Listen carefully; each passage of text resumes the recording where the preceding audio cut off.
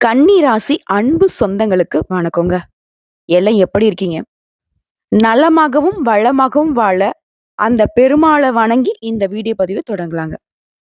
என்னம்மா எடுத்த உடனே கன்னி ராசிக்காரங்களுக்கு பெருமாள வழிபாடு செய்ய சொல்ற? எங்களுக்கு இஷ்ட தெய்வம் ஒண்ணு இருக்கு, குலதெய்வம் ஒண்ணு இருக்கு. அப்புறம் ஏன் நாங்க வந்து பெருமாள வழிபாடு செய்யணும்னு கேட்பீங்க.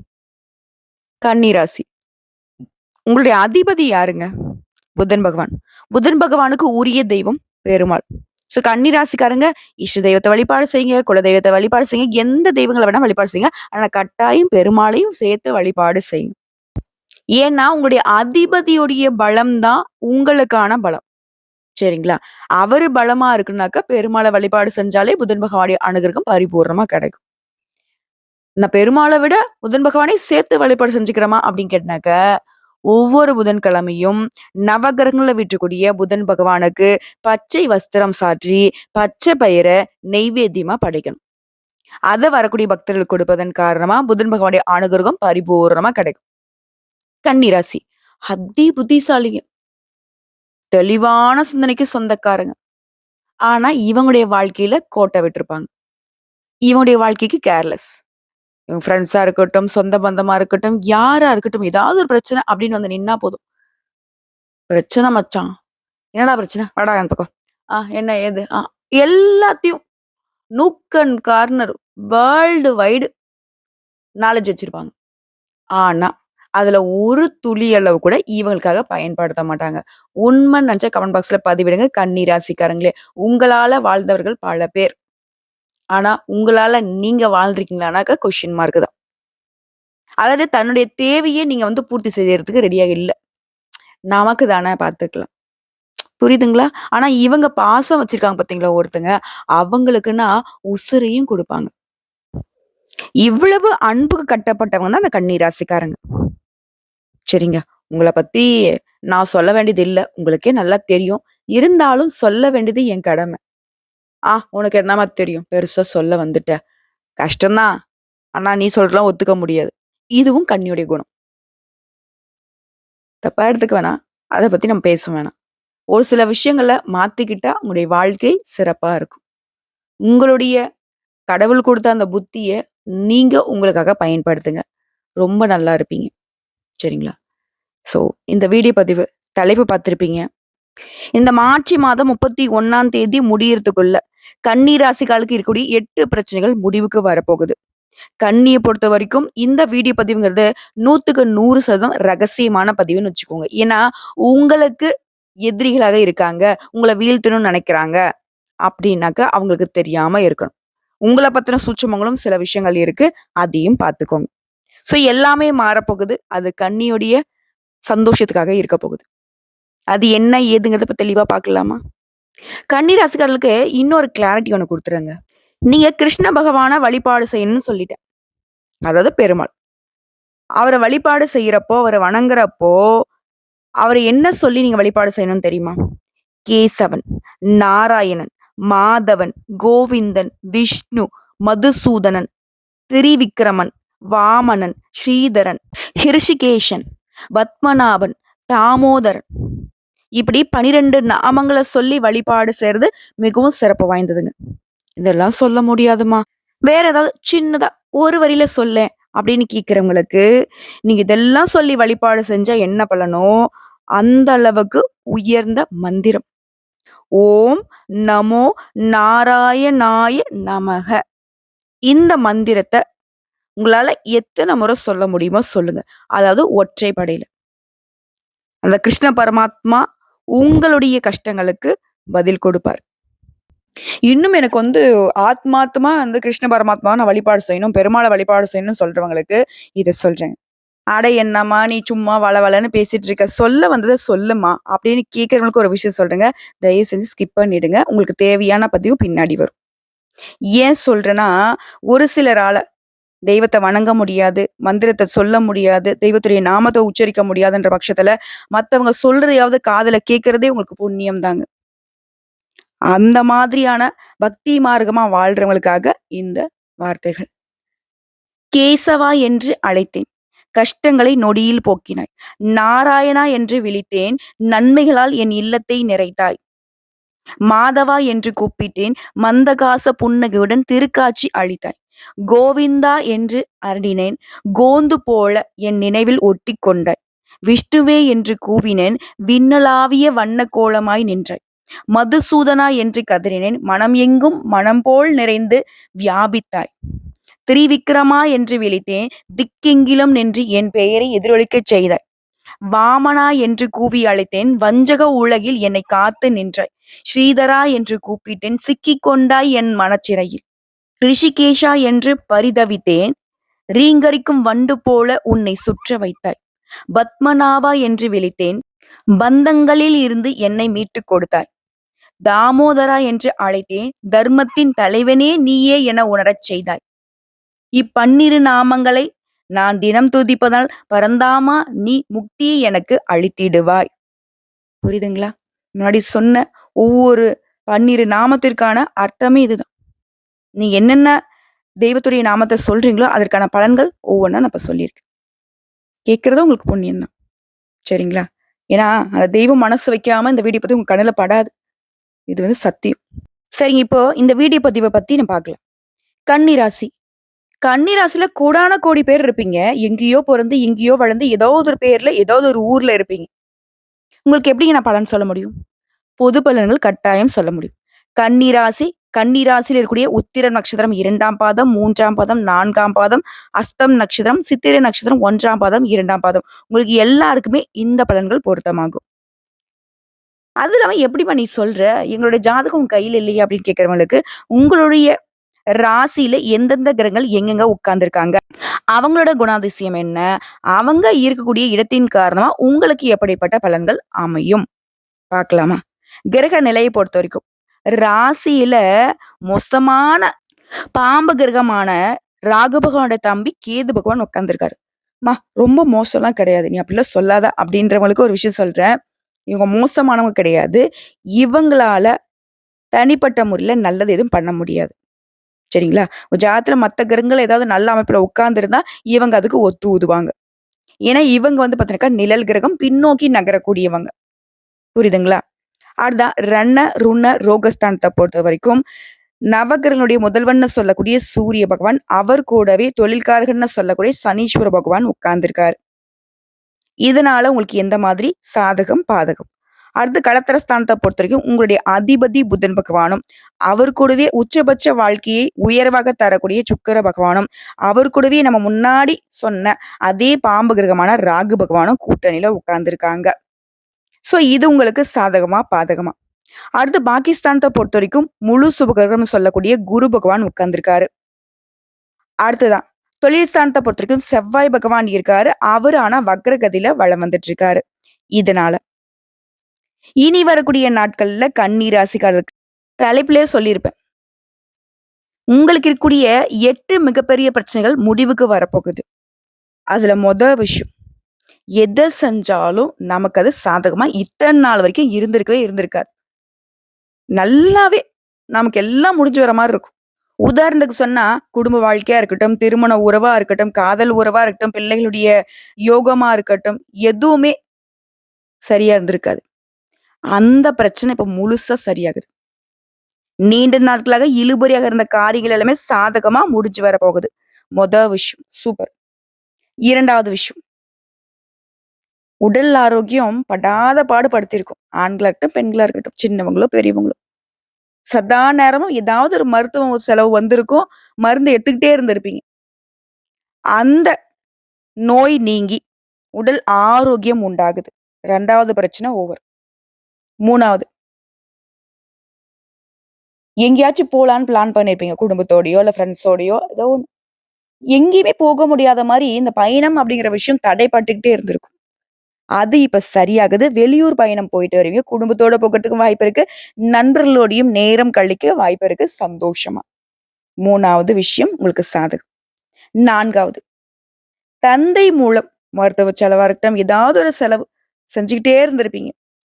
இப்ப அவர் மூலம் உங்களுக்கு நடக்கூடிய அந்த பாதகமான விஷயம் சரியாகுது. அவரால இனி உங்களுக்கு உதவிதாங்க. 4வது விஷயம் ஓகே. அடுத்து 5வது விஷயம், தொழில் ரீதியா, வியாபாரம் ரீதியா.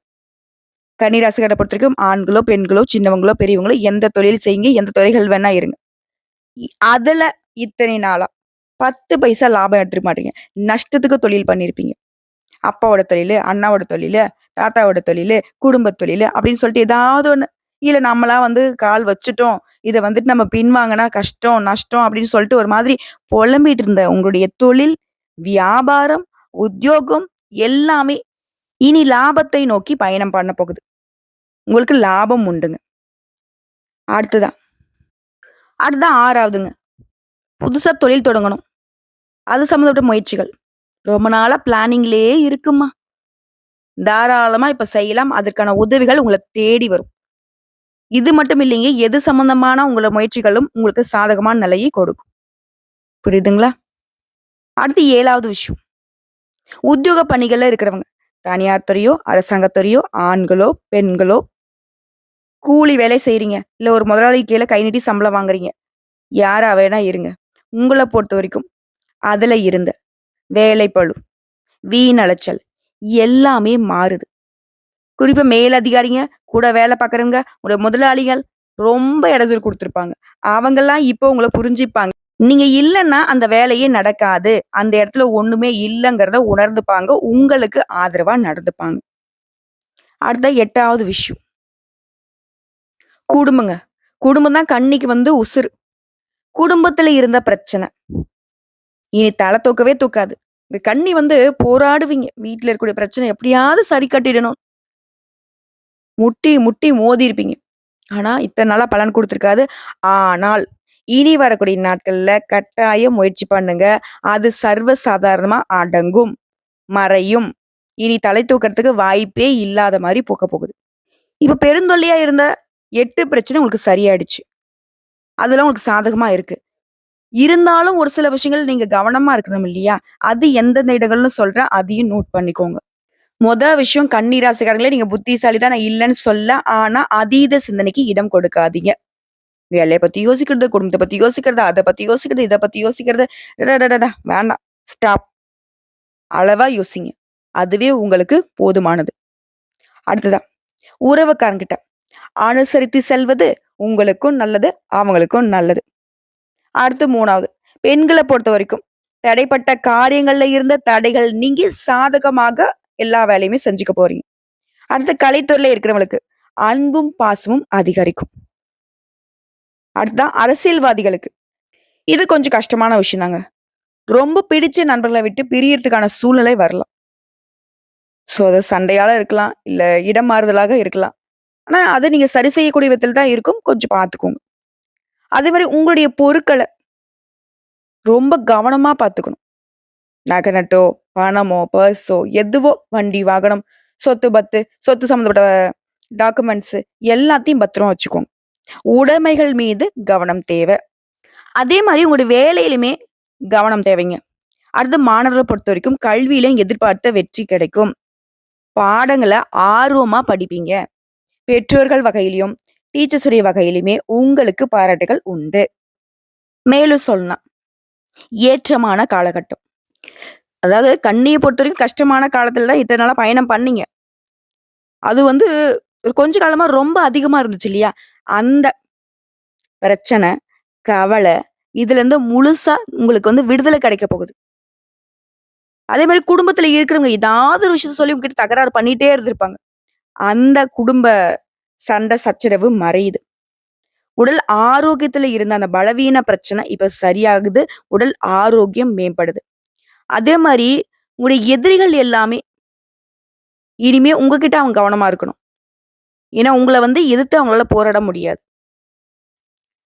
அது மாரி வீட்ல இருக்கக்கூடிய வயதானவங்களுடைய உடல் ஆரோக்கியத்தின் மீது அக்கறை தேவைங்க. அதே மாரி ஏதாவது அவசரமா முடிவு எடுக்கிறீங்க அப்டின்னா, அத சுத்தமா தவிர்த்துடுங்க. அது உங்களுக்கு செட்டே ஆகாது. புரியுதுங்களா?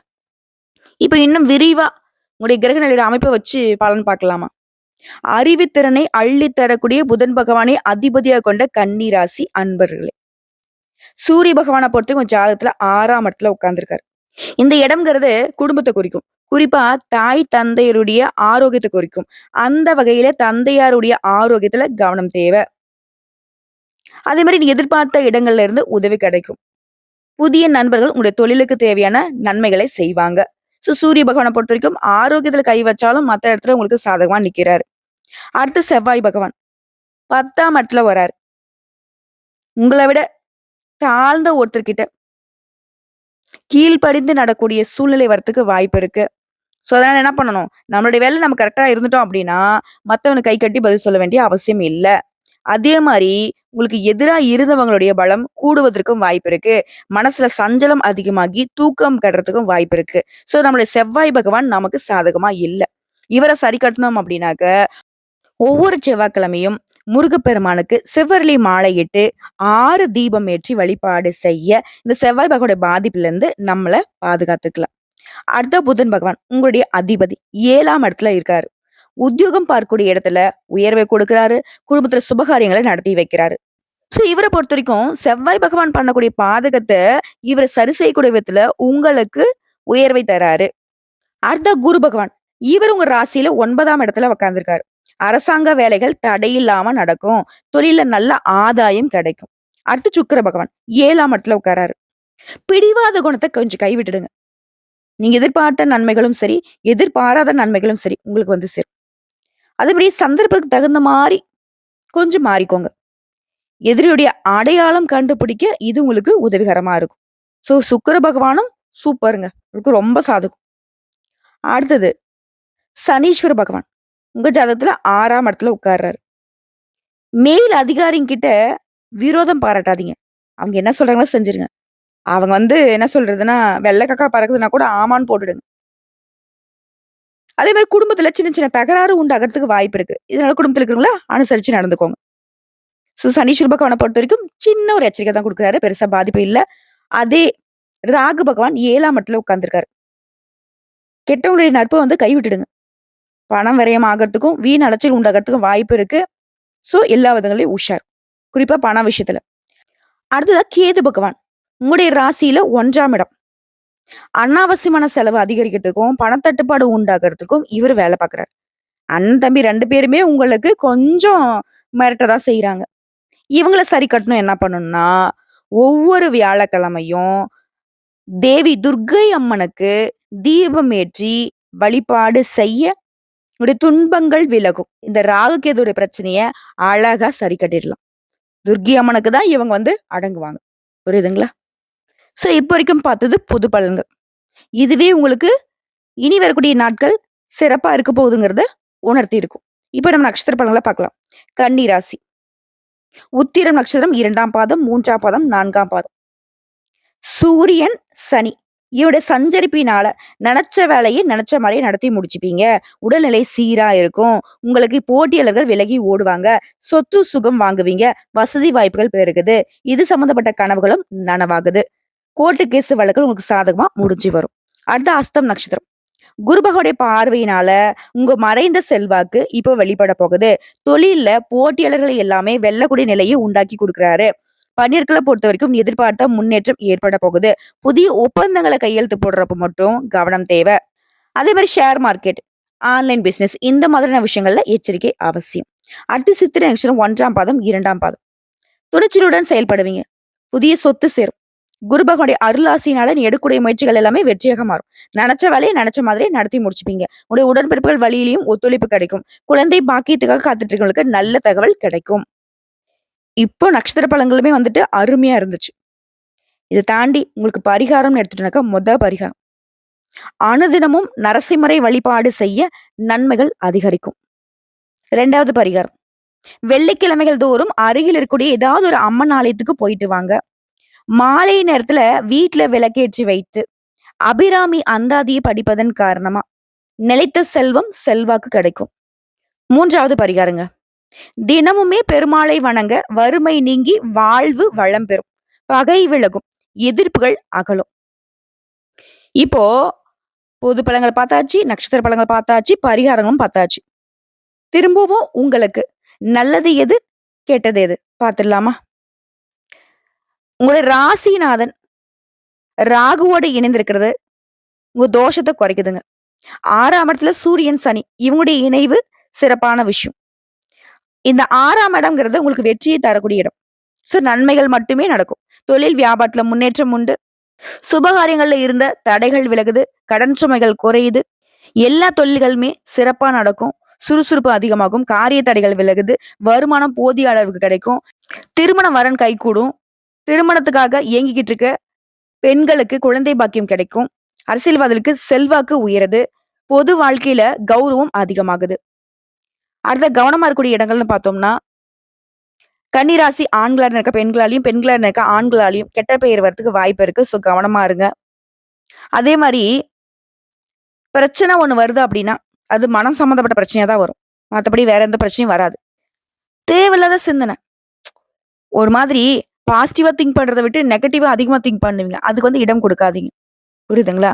அதே மாரி மருத்துவ செலவுகள் வரதுக்கு வாய்ப்பு இருக்கு. இது மட்டும் தாங்க. இத மட்டும் கொஞ்சம் பார்த்துக்கிட்டா போதும்.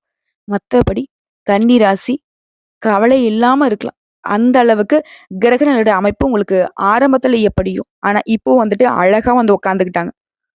உங்களுக்கு நல்லத மட்டுமே பண்ணணும். கன்னிக்கு வந்து பார்த்தீங்கன்னாக்கா, மகிழ்ச்சிய மட்டுமே கொடுக்கணுன்ட்டு ஒவ்வொரு வாய்ப்பையும் ஏற்படுத்தி கொடுத்திருக்கு. புரியுதுங்களா? கரெக்ட்டா பயன்படுத்துங்க. வாழ்க்கை சிறக்கும். வாழ்வு செழிக்கும். வாழ்த்துக்கள். உங்களுக்கு பெரிய துணையே பெருமாள் துணைதாங்க. புரிஞ்சுக்கோங்க.